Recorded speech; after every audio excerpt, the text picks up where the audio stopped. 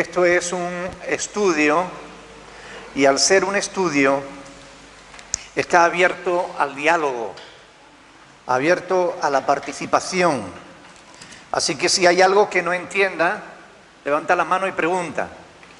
Si hay algo que quiera aportar, del mismo modo, levanta la mano y lo aporta.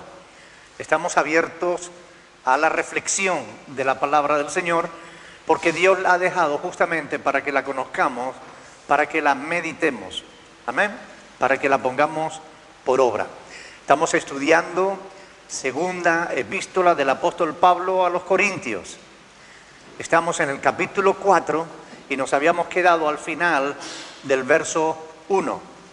Segunda de Corintios, capítulo 4, versículo 1. Ahí nos quedamos hablando sobre el desmayo, el desánimo, sobre la depresión en el servicio a Dios. Por las palabras del apóstol Pablo, se deduce que una comprensión adecuada del ministerio y una buena dependencia de Dios no nos dejará desmayar. Amén. Eso no significa que nunca desmayemos, sino que en la medida en la que dependamos de Dios, en la medida en la que estemos cerca de Dios, en la medida en que estemos agarrados a Dios, será mucho más difícil que desmayemos. ¿Amén? ¿Están de acuerdo o no? Así es. Sabemos que el cristiano no debe pecar, ¿verdad? ¿O sí? No, el cristiano no debe pecar. Sin embargo, a veces metemos la pata, que sí. A veces pecamos. No tenemos que hacerlo. Pero es verdad, siendo sinceros, que a veces nos equivocamos, decimos cosas que no debiéramos decir, hacemos cosas que no debiéramos hacer, o pensamos cosas que no debiéramos pensar. Y cuando ocurre eso, hemos pecado. Y tenemos que ir corriendo a la cruz de Cristo a confesar nuestro pecado y pedirle perdón por nuestros pecados.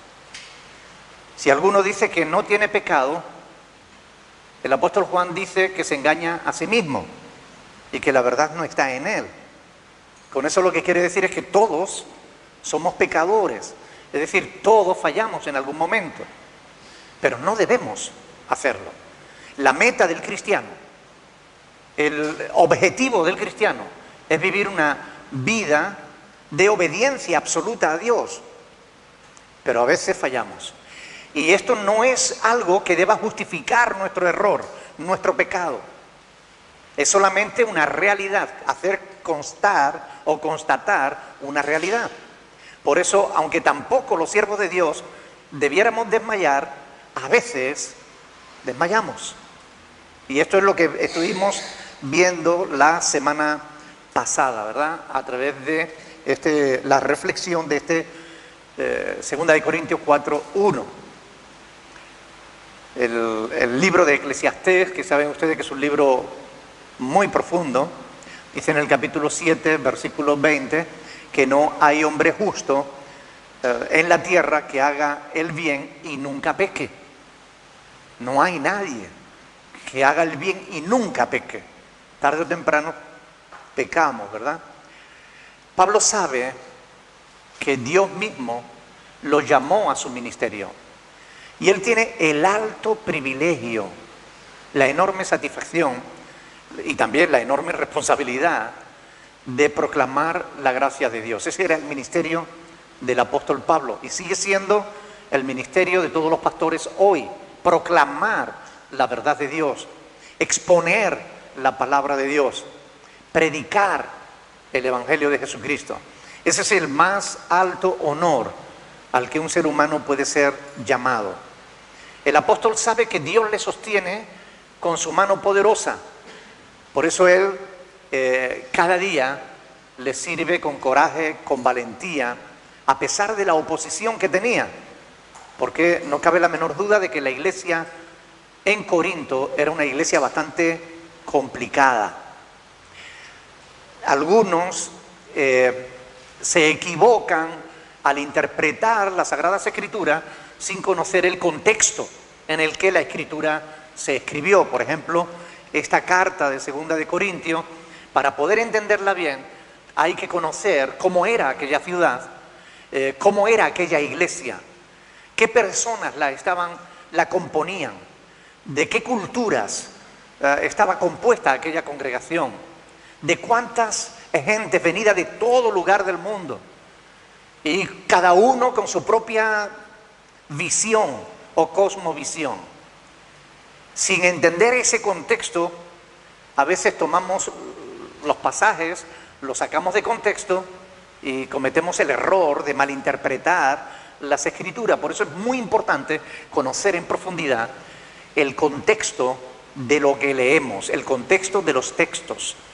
Y yo insisto en esto vez tras vez porque veo cada error que se propaga por todo el mundo. Las redes sociales están llenas de falsas herejías, o sea, de herejías, de falsas doctrinas, porque justamente se fundamentan en textos sacados de contexto. Y por eso es tan importante esto que hacemos cada jueves: escudriñar la Escritura, investigar. Escudriñar significa indagar, profundizar. Y es muy importante. Yo doy gracias a Dios porque nos gusta estudiar la palabra de Dios y disfrutamos con ello. Hay congregaciones que el culto de entre semana, el culto como este entre semana, que se dedica a oración o a estudio de la palabra, generalmente suelen ir muy poca gente. Aquí viene la mayoría de la iglesia y yo me alegro porque eso significa que os interesa conocer la palabra de Dios. Doy gracias a Dios por eso, porque un cristiano que no conoce la palabra de Dios es un cristiano que va a equivocarse en muchas cosas. Y es importante conocer las Escrituras. Cuando nos alejamos de Dios, sucumbimos. Cuando ignoramos la palabra de Dios, sucumbimos, caemos. Cuando dejamos de orar, cuando dejamos la disciplina del estudio, caemos. Por eso es muy importante que no nos apartemos de la oración, del estudio de la palabra, de la comunión de los unos con los otros. Es importantísimo, porque somos llamados a eso, a perseverar en la doctrina de los apóstoles y también en la comunión de los unos con los otros. Cuando hacemos eso es más difícil que desmayemos. ¿Saben el ejemplo que siempre se pone, verdad? Que dice que cuando tomamos una hoguera y sacamos un tronco y lo separamos, ¿qué le pasará? Se apaga, ¿verdad? Pero juntos nos damos calor unos a otros y nos mantenemos vivos en la fe. Y esto es muy importante, ¿o no? ¿Lo creen de verdad o no? Es muy importante. Pablo y sus colaboradores no desmayaban porque tenían comunión los unos con los otros y la tenían con Dios. Y para ellos el aferrarse a las Escrituras era fundamental. Así que, bien, vamos al estudio de hoy. Versículo 2. Antes bien, vamos a leerlo desde el 1 por aquello del contexto. Dice, por lo cual, versículo 1, teniendo nosotros este ministerio, según la misericordia que hemos recibido, no desmayamos. Antes bien, renunciamos a lo oculto y vergonzoso, no andando con astucia ni adulterando la palabra de Dios, sino por la manifestación de la verdad, recomendándonos a toda conciencia humana delante de Dios. Amén. Hasta ahí la palabra. Antes bien, renunciamos a lo oculto y vergonzoso. Estas palabras son fuertes, pero son fuertes intencionadamente. Pablo está combatiendo a sus enemigos, a los enemigos que había dentro de la congregación y que le estaban acusando falsamente. Y él está diciendo, nosotros renunciamos a lo oculto y vergonzoso. Nosotros no andamos así. No andamos escondiéndonos. No andamos en tinieblas. Él no quiere dejar lugar a la duda en cuanto a la integridad de su persona y de su ministerio. Y al mismo tiempo que está batallando con sus opositores, que le estaban justamente acusando de doblez, de falsa humildad, de no seguir las instrucciones de la palabra y de otras muchas cosas. Algunos estudiosos creen que esta frase, posiblemente Pablo al escribir esta frase estaba pensando en que aquellos que eran enemigos suyos dentro de la congregación, aquellos que le estaban combatiendo, tenían la mente puesta en las ofrendas que iban a recoger para llevarla a Jerusalén. Recuerdan que la iglesia en Jerusalén tenía una gran necesidad porque se había extendido un gran hambre sobre toda la zona, y ustedes recuerdan que los apóstoles llevaron a la iglesia a vender sus posesiones y a compartirlo todo, y claro, en la esperanza de que el Señor iba a venir pronto. Pero resulta que el Señor no vino como ellos esperaban tan pronto, y se quedaron sin poder, sin tener dónde comer, sin tener dónde vestir, sin tener dónde vivir, y aquello fue un verdadero desastre. Por eso se le encargó al apóstol Pablo que fuera recogiendo ofrenda en las iglesias nuevas que él iba fundando para poder enviar a los hermanos a Jerusalén. Y él se estaba encargando de este ministerio. Él se estaba encargando de recoger ofrendas para ayudar a los pobres de Jerusalén. Y bueno, hay quien ve aquí en esta palabra, diciendo renunciamos a lo oculto y vergonzoso, que Pablo estaba entendiendo que aquellos que le acusaban a él de no ser íntegro, de alguna manera querían quitarlo a él de en medio para ser ellos quienes administraran esa ofrenda. En realidad no sabemos si esto es así o no. Lo que sí sabemos es que le estaban atacando, le estaban injuriando, le estaban acusando de cosas que el apóstol no era culpable, de cosas de las que él no era culpable. El siervo de Dios debe ser íntegro, no solo en su ministerio público, también debe serlo en su vida privada. ¿Sí o no? Por eso Pablo habla de estas cosas. Él es transparente. No andamos en cosas ocultas ni vergonzosas. Renunciamos a lo oculto y vergonzoso. Es lastimoso descubrir a siervos de Dios que tienen doble vida. Es lastimoso. Y esto se ha visto continuamente. Es lastimoso. Él no especifica aquí claramente a qué se refiere con esto de oculto y vergonzoso, pero sí está diciendo que él y sus colaboradores inmediatos no andaban en cosas ocultas ni vergonzosas. Es decir, él estaba aclarando que sus motivaciones eran correctas. Todo lo que él hacía, lo hacía por razones válidas, por motivaciones correctas. Porque a veces no es solamente hacer algo bien, sino hacerlo por una buena causa, hacerlo por una buena razón. Se me ocurre pensar, por ejemplo, allá en la década de los 80, comenzó en España un movimiento dentro de las iglesias evangélicas a trabajar con toxicómanos. Sabéis que el boom de la droga de los años 60 y 70 hizo que se extendiera la droga muchísimo.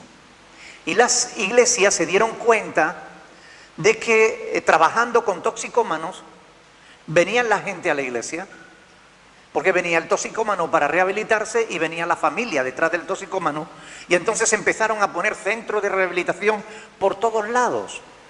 Yo quiero hacerles una pregunta, solo para reflexionar sobre estas cosas. ¿Ustedes creen que es bueno ayudar al que lo necesita? ¿Sí o no? Claro que es bueno. Ahora, ¿ustedes creen que es bueno que le ayudemos a cambio de...? Ahí es donde está el quid de la cuestión. Es bueno ayudar, pero cuando lo hacemos con una motivación que no es sana, con una motivación que ocultamos, estamos andando en lo oculto. Y eso es vergonzoso. Ahora, actualmente, debido al tema de la crisis desde los años 2007 en adelante, Se ha extendido la obra social por todas las iglesias evangélicas también. Y rara es la iglesia que no tiene un departamento de obra social, que no ayuda a los pobres, o que no reparte alimentos, o que no hace lo que nosotros hacemos también, ¿vale? Porque nosotros estamos dentro de eso. Ahora, ¿es correcto ayudar al que padece hambre? Claro. Si no lo hiciéramos, estaríamos condenados. Esto muchos no lo saben porque no conocen el Evangelio. Pero si ustedes cogen Mateo capítulo 25, versículos del 31 al 46, ustedes verán que ahí Jesús dice que cuando no le dimos de comer al hambriento, cuando no le dimos de beber al sediento, cuando no visitamos al enfermo o al que está en la cárcel, dice que seremos desechados al fuego eterno. Oiga, obra social es necesaria. Es un mandamiento del Señor Jesús hacer obra social. Ahora, ¿saben ustedes que hay iglesias que para dar alimentos a una familia que lo necesita, la obliga a venir al culto?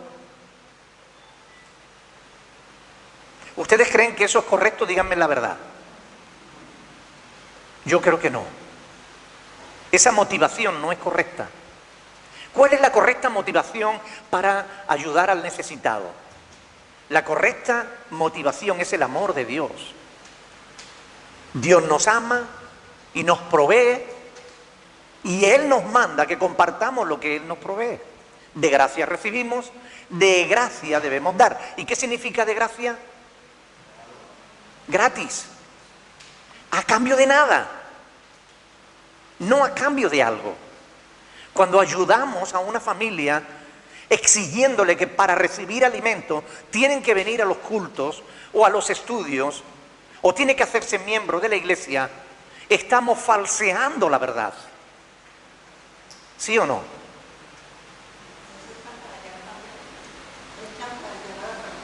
Es chantajear a la persona. Es lo que dice la hermana Estela. ¿Están de acuerdo o no?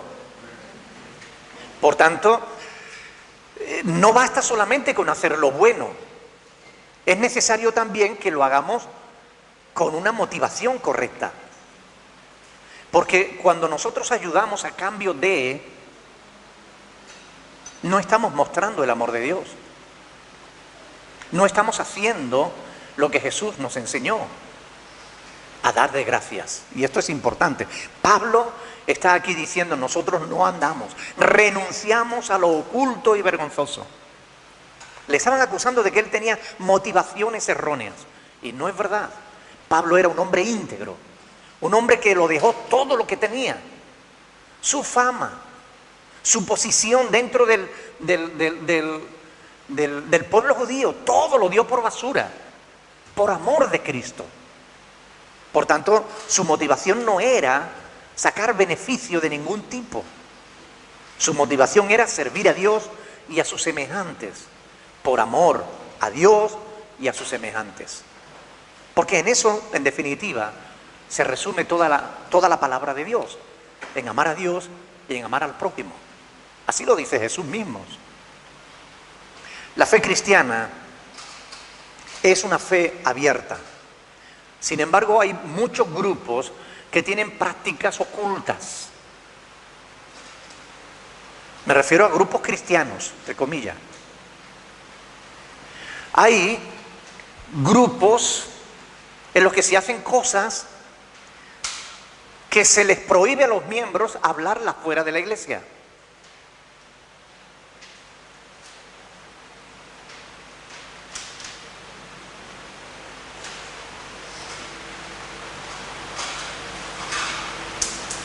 Se les enseñan cosas que se les prohíbe que compartan con nadie. Ese material es para la iglesia solamente. Usted tiene que comprometerse a no compartirlo con nadie. ¿Ustedes creen que eso es correcto?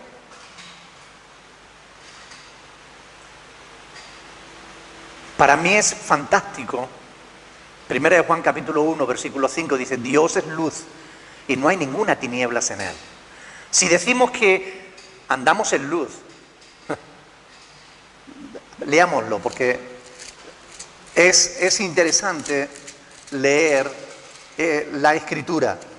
Primera de Juan, capítulo 1, versículo 5.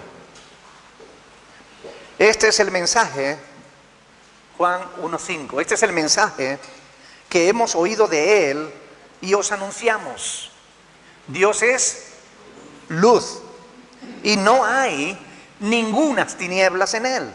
Si decimos que tenemos comunión con Él y andamos en tinieblas, mentimos y no practicamos la verdad. ¿Por qué andar en tinieblas? ¿Por qué andar escondiéndonos? ¿Por qué hacer cosas ocultas? Mario. Yo quería decir que fuera de eso, te venden los libros carísimos. O sea, que tienen que comprar esos libros carísimos. Que no tienen ni con qué comprarlos. Bueno. Hacen negocio también. Saben,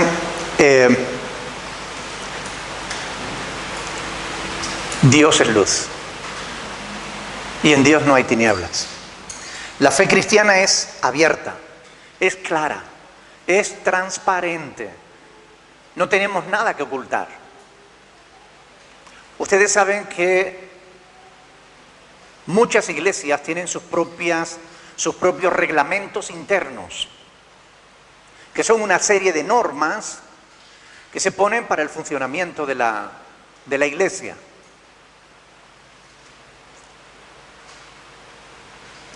Y muchas iglesias, por ejemplo, cuando hacen asambleas, ¿saben lo que es una asamblea? Una reunión de iglesia donde se van a tratar asuntos sobre la marcha de la iglesia. Muchas iglesias no permiten que sus asambleas sean abiertas, sino son solo, única y exclusivamente para los miembros de la iglesia. No permiten que nadie que no sea miembro de la congregación pueda asistir, mucho menos hablar en una asamblea. En esta congregación nosotros hacemos pocas asambleas, hacemos 1 o 2 al año, pero nuestras asambleas siempre son abiertas a todo el que quiera asistir, porque no tenemos nada que ocultar. Todo el mundo puede hablar y expresarse.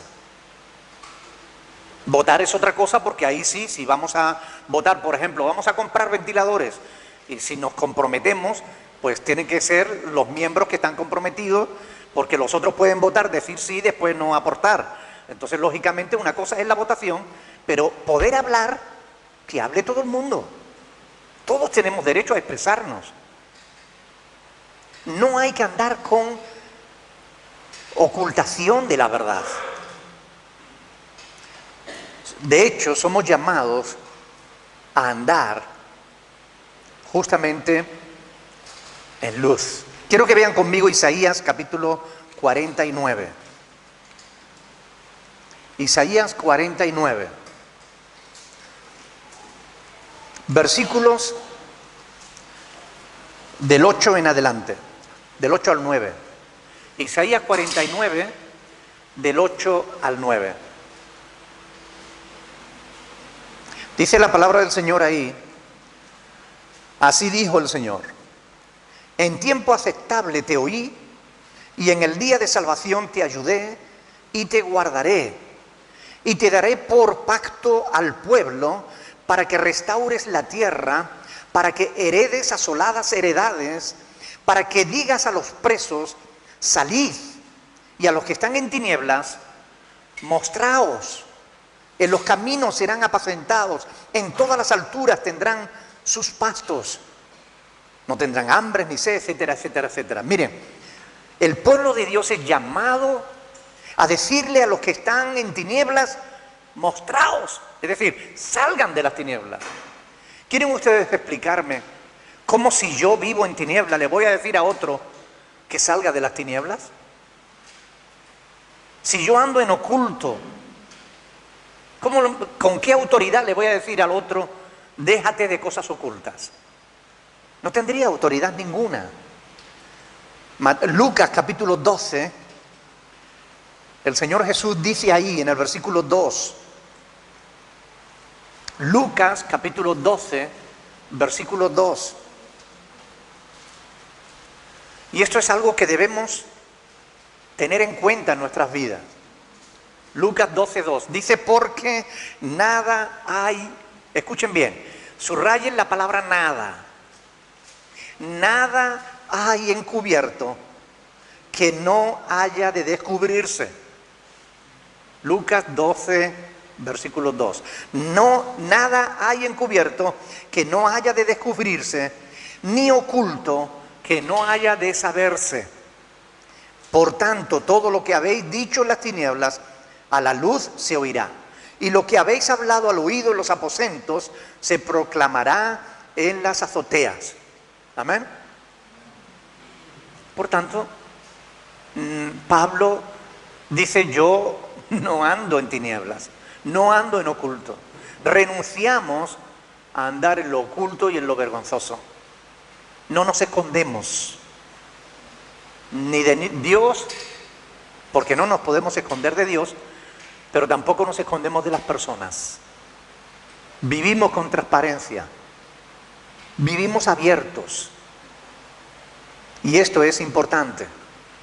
La Biblia dice de Jesús que en Él estaba la vida, y la vida era la luz de los hombres, y la luz de las tinieblas resplandece, y las tinieblas no prevalecieron contra ella.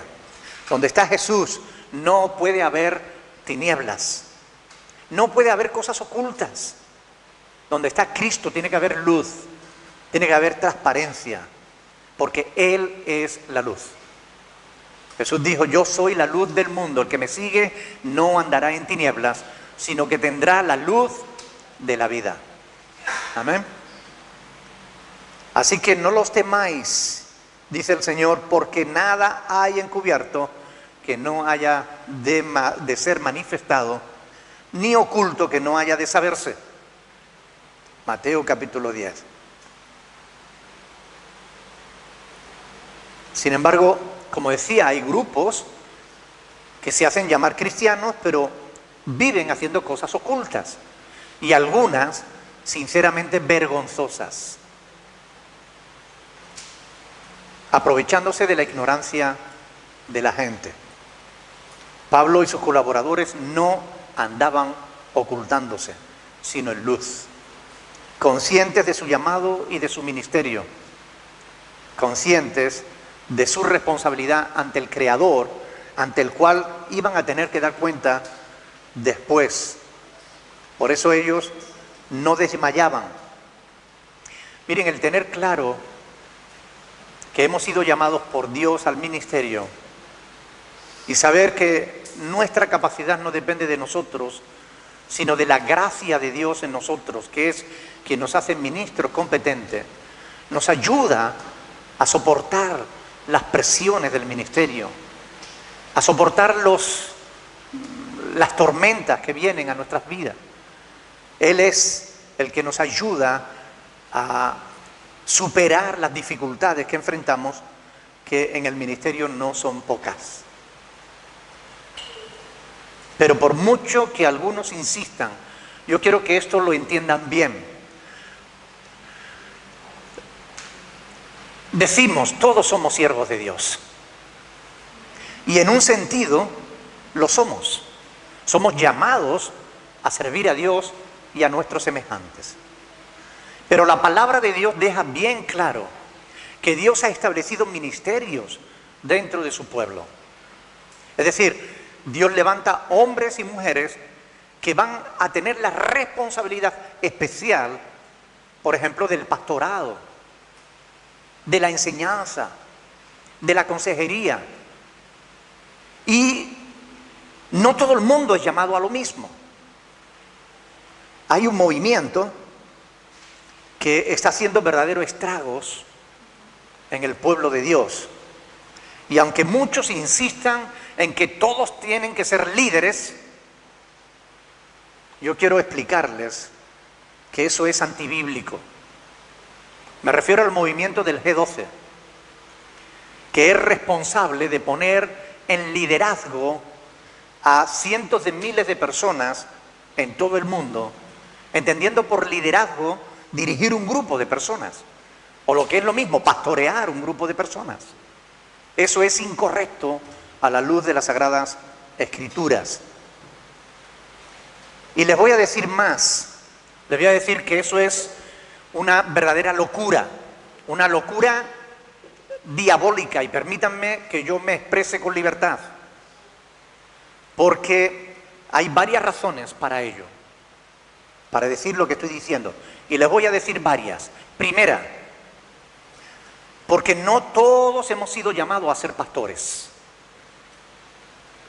La Biblia no enseña eso. La palabra de Dios no enseña que cada creyente debe ser un pastor o cada creyente deba ser un líder. Vamos a ir a Efesios capítulo 4 y vamos a comprobar, Biblia en mano, cuál es la verdad. Efesios capítulo 4.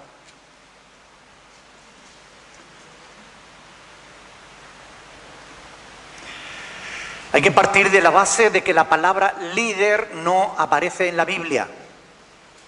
Es una palabra tomada del mundo comercial y aplicada a la iglesia erróneamente.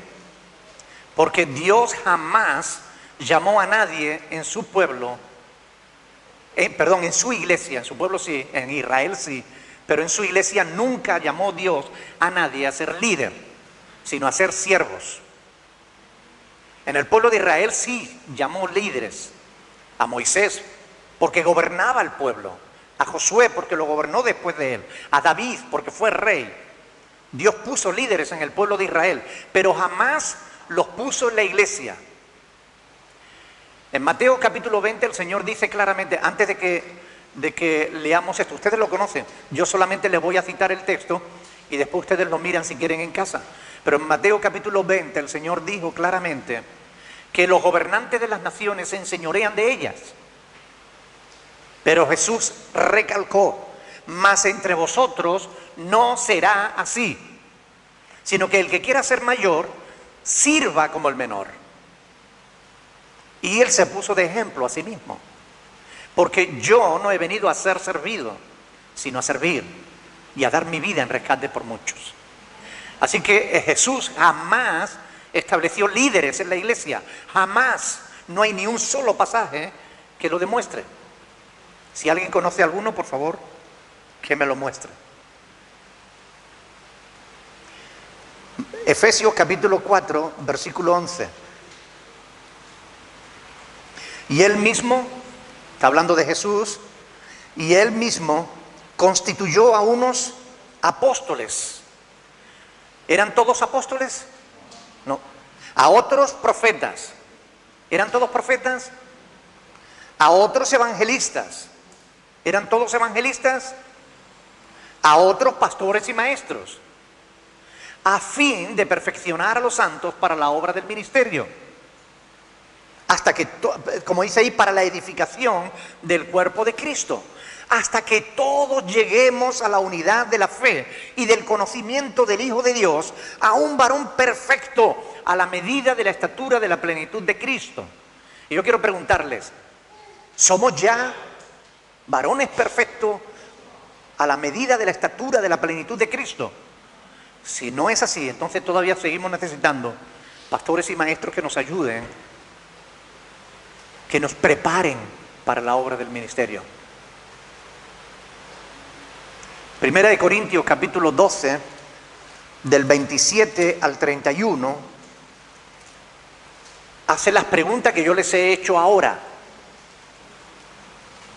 Primera de Corintios capítulo 12, versículos del 27 al 31, dice: vosotros pues sois el cuerpo de Cristo y miembros cada uno en particular.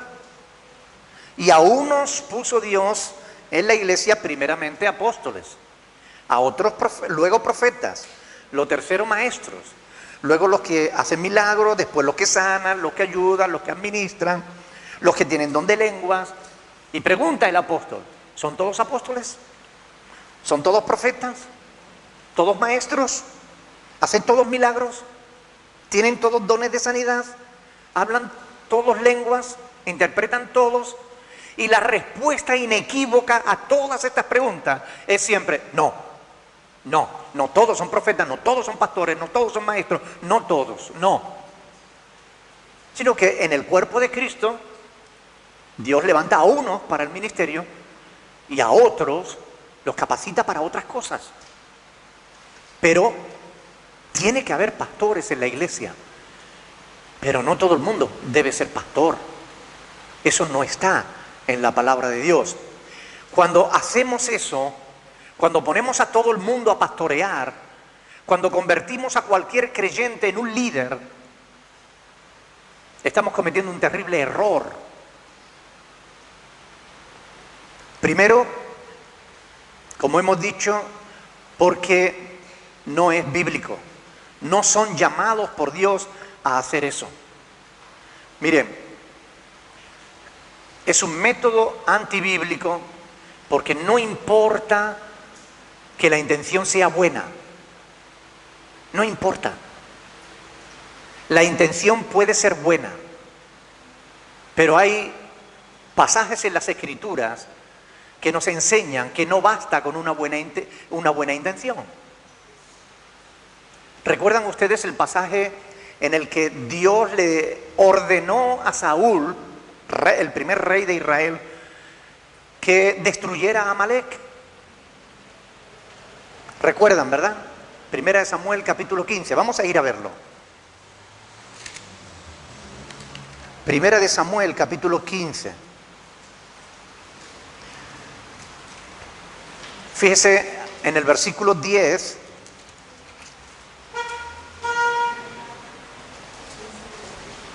Primera de Samuel 15, 10.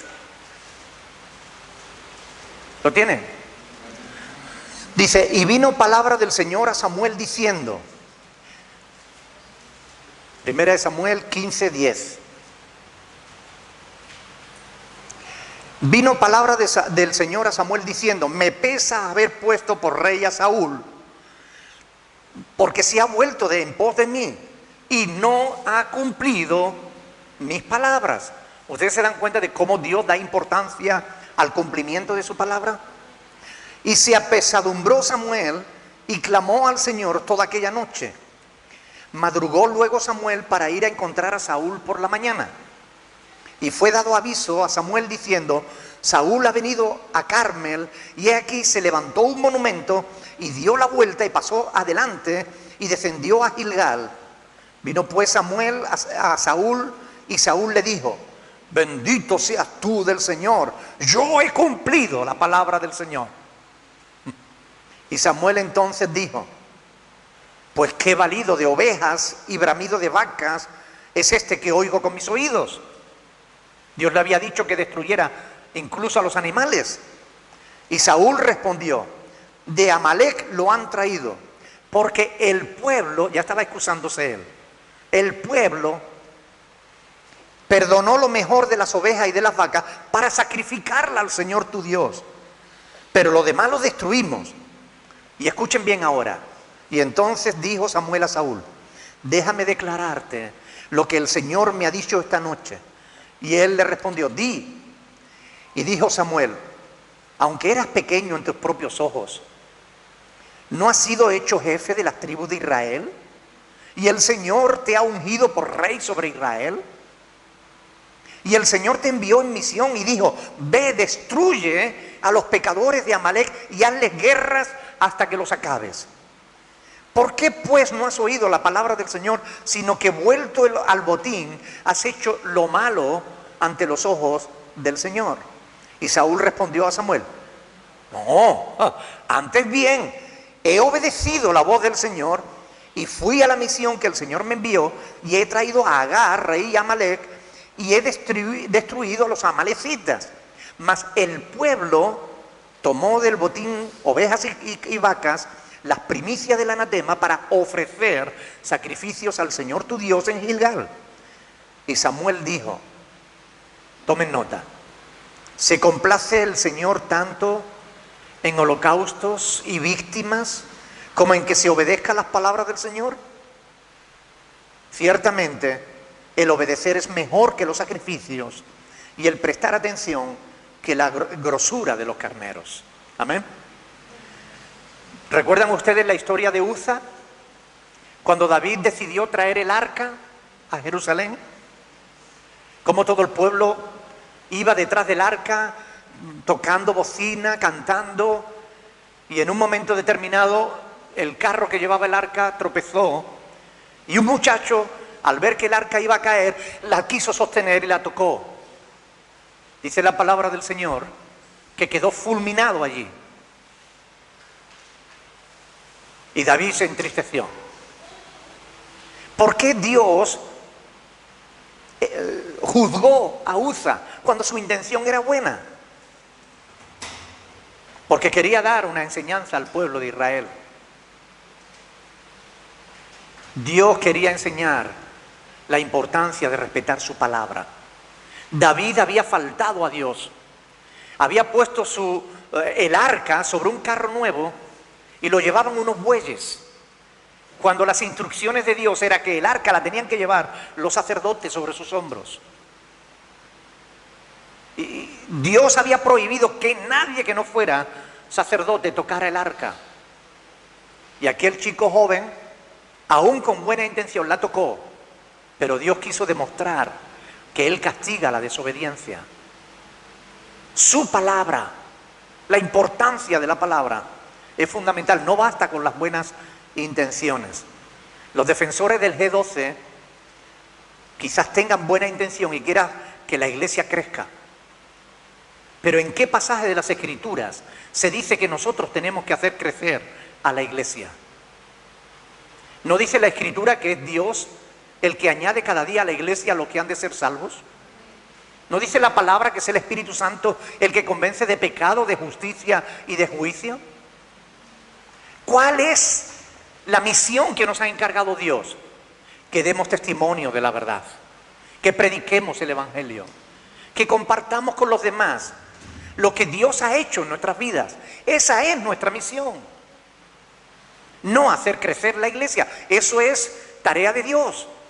Pero cuando el hombre desplaza a Dios y se coloca en el lugar de Dios, no está agradando a Dios. La misión que Cristo nos encargó es ser columnas y baluarte de la verdad. Dios no quiso hacer un líder de cada cristiano, ni un pastor de cada creyente. Eso es responsabilidad del Espíritu Santo, quien llama a quien Él quiere y quien capacita a quien Él quiere para lo que Él quiere. Así está escrito en 1 Corintios capítulo 12. Hoy las iglesias están llenas de gentes, pero ¿son gente convertidas? Muchos de esos grupos han crecido muchísimo,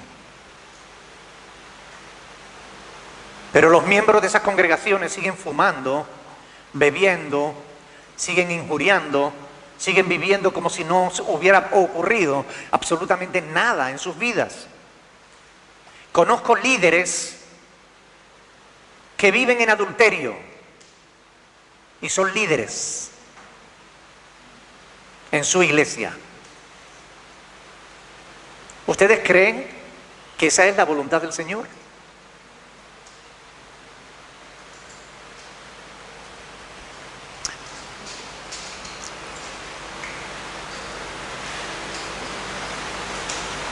Gente que tienen doble vida no son aptos para el ministerio.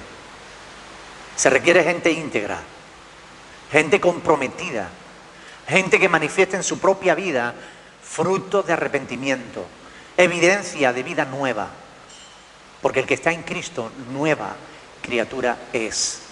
Y las cosas viejas pasaron. Y si no han pasado, entonces que no ha nacido de nuevo. Una persona que dice que es cristiano y que sigue viviendo igual que antes de conocer el Evangelio, no es verdaderamente cristiano. Recuerden las palabras de Jesús en Juan 8:31. ¿Recuerdan, verdad? Si permaneciereis en mi palabra, seréis verdaderamente mis discípulos. Pero si no se persevera en las palabras del Señor, y si no se practica la doctrina de Cristo. Es curioso, pero nos encontramos con gente que llevan un montón de años de líderes y no conocen la palabra de Dios para nada. Yo he puesto como ejemplo muchas veces que una persona que llevaba 5, 7 años de líderes, 7 años, no sabía encontrar Mateo, no les digo Sofonía o Ageo, no sabía encontrar Mateo, el Evangelio de Mateo. ¿Cómo puede esa persona enseñar a otras si no sabe?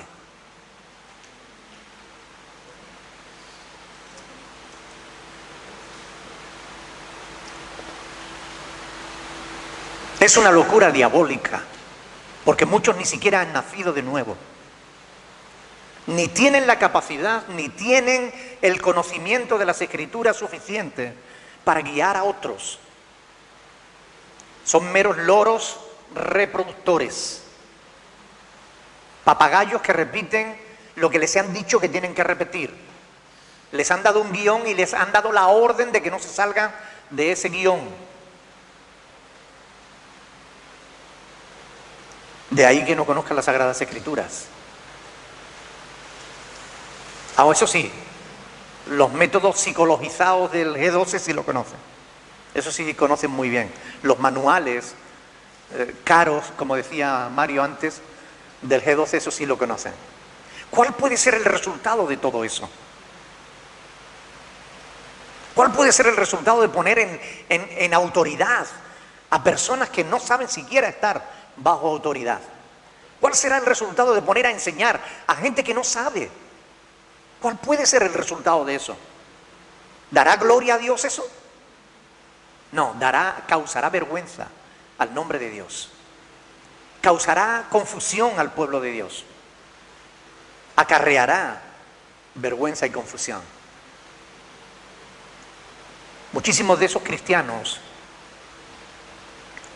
tienen una fe que consiste en una mezcla de texto fuera de contexto, con un montón de supersticiones, mezclada con paganismo y bueno, increíble. Me he encontrado con personas que me hacen preguntas que me sorprenden, en personas que llevan 7 años en una iglesia. Pastor, ¿es verdad que tengo que mojar con aceite las puertas de mi casa para que la bendición de Dios entre? Pastor, ¿es verdad que si yo... Dios mío de mi alma. Si digo estas palabras, la sangre de Cristo te protege, de esa manera sí yo estoy guardando a mis hijos de todo mal.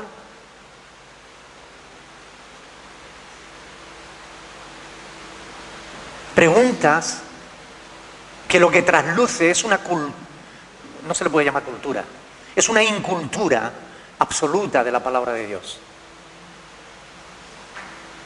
Y esa no es la voluntad de Dios para su pueblo. Esa no es la voluntad de Dios para su iglesia. La voluntad de Dios para su iglesia es que conozca profundamente las Escrituras. Por eso nos encargó que la escudriñásemos. Por eso nos encargó que permaneciéramos en ellas. Pero ¿cómo vamos a permanecer en lo que no conocemos? Hay que empezar por el principio. Muchos de ellos tienen la Biblia como un amuleto. Puede que no conozcan los mandamientos de Dios. Ahora, eso sí, las promesas se las conocen todas, hasta las que no son para el pueblo de Dios.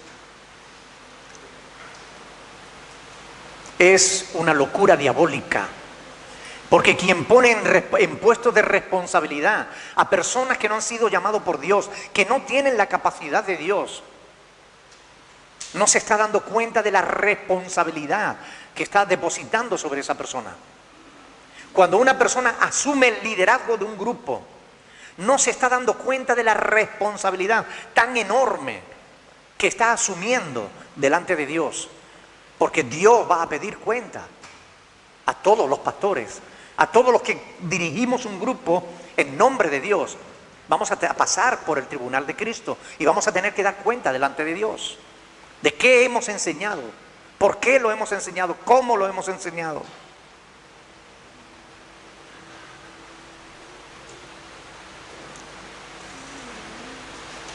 Si ponemos a un ciego a guiar a otros ciegos, ¿qué creen ustedes que va a pasar?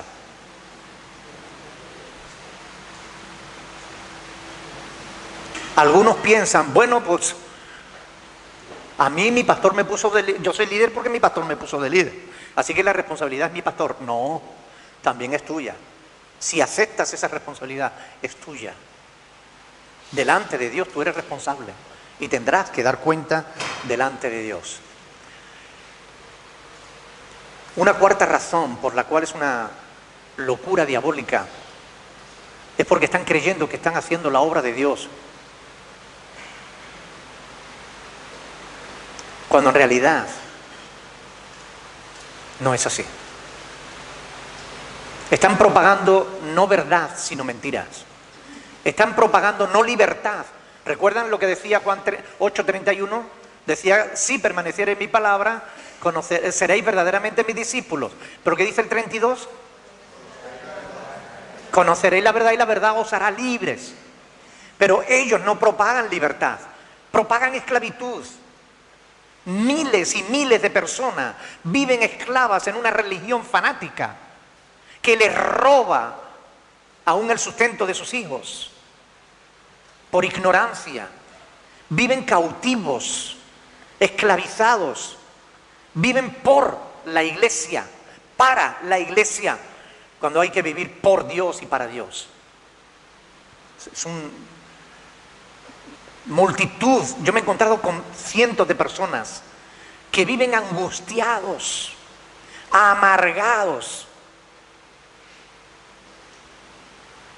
por multitud de mandamientos humanos que no tienen fundamento bíblico, llenos de supersticiones, de falsas doctrinas, de maldiciones generacionales, de males de ojo, atemorizados por demonios, gastando todo su dinero para comprar las bendiciones de Dios como si eso fuera posible. ¿Ustedes creen que las bendiciones de Dios se pueden comprar? Sin embargo, hay muchos que venden las bendiciones de Dios. Con todas estas cosas se esclaviza a la gente, se le roba, se le miente, se le agota, se le destruye. Aunque esa gente jamás te lo van a reconocer mientras estén en el grupo.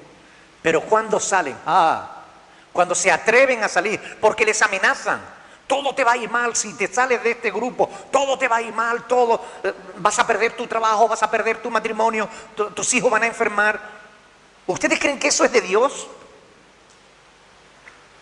Pues esas son las artimañas de los grupos como el G12, grupos neopentecostales que están haciendo verdaderos estragos, rompiendo matrimonios. No, si tu marido no se convierte, sepárate que Dios te va a dar otro. ¿Ustedes creen que ese es un consejo de Dios? Cuando Dios dice claramente lo que Dios ha unido, no lo separe el hombre. Ustedes perdónenme que yo me apasione por estas cosas, pero cuando me toca tener que coger a esas personas que han salido de esos grupos dañadas, con el alma rota, angustiadas, como trapos de afilador, y tener que arrancar todas esas mentiras de ese corazón, y tener que ir curando herida tras herida, a uno se le revuelven las tripas. Y uno no puede seguir llamando iglesia a lo que no es iglesia. Uno no puede seguir llamando verdad a lo que es mentira. Uno no puede seguir llamando siervos de Dios a los que son siervos de Satanás. No se puede, no se debe.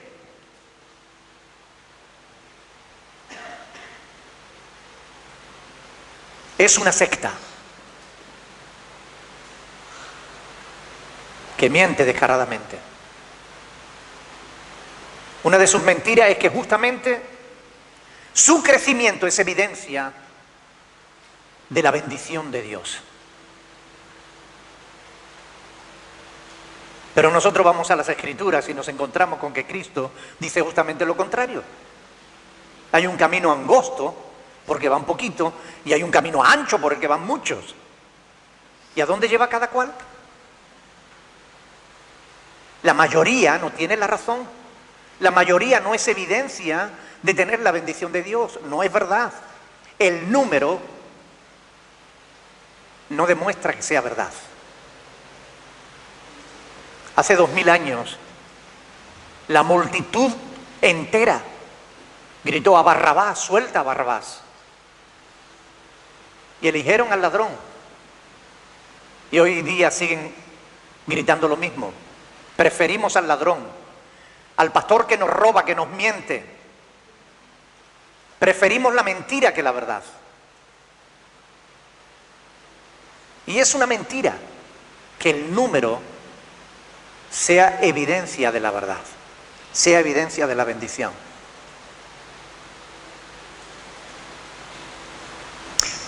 Algunas de estas personas se preguntan, ¿por qué si cada día me esfuerzo en hacer lo que mis líderes dicen, por qué no vivo en victoria? ¿Por qué no tengo la bendición que busco? Es un espejismo religioso que les presentan que cuando pasa el primer momento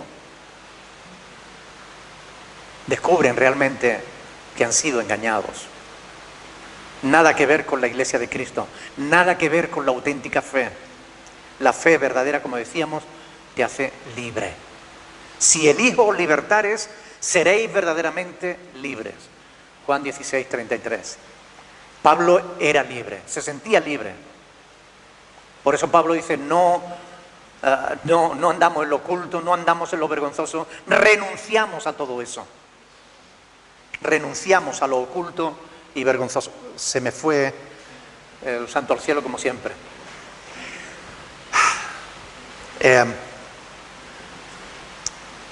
Ustedes me entienden, ¿verdad, hermano?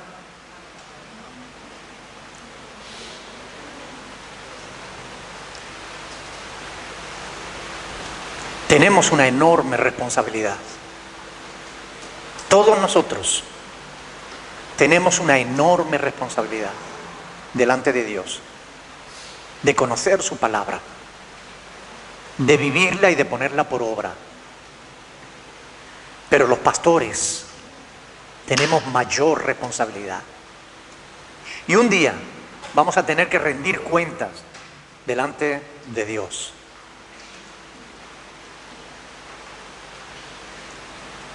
Asegúrate de que lo que te enseñan es lo correcto. Asegúrate de que lo que te dicen es la verdad. Asegúrate de que tiene fundamento bíblico, porque esta es la base de nuestra fe. No hay otra. Esta es la única base autorizada de verdad en cuanto a la fe cristiana, la palabra de Dios. Si está en la Biblia, asegúrate de que lo están interpretando teniendo en cuenta su contexto. Porque cuando sacamos un texto sin su contexto, estamos usando pretextos. Y es muy importante asegurarnos de que estamos caminando en la luz. No sea que después de tanto esfuerzo nos demos cuenta de que hemos estado andando en tinieblas. Y desgraciadamente es muy triste cuando una persona que se ha llevado años en una secta, porque eso es el G12, es una secta. Cuando una persona se ha llevado años en una secta y descubre al fin la verdad, se siente muy mal. Asegúrate de que tú no estás en una secta. Asegúrate de que lo que te decimos es conforme a lo que está escrito en la palabra de Dios. Es tu responsabilidad. Es tu responsabilidad escudriñar las Escrituras para ver si estas cosas son así. Que Dios nos ayude para tener el valor de escudriñar la Escritura. Que Dios nos dé las ganas necesarias. Que Dios nos mueva cada día a escudriñar la palabra de Dios. Que Dios nos quite la pereza Que Dios nos ayude realmente a conocer la verdad para poder vivirla y compartirla.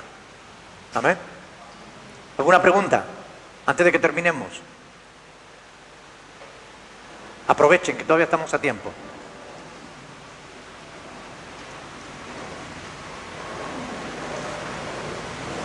¿No hay preguntas?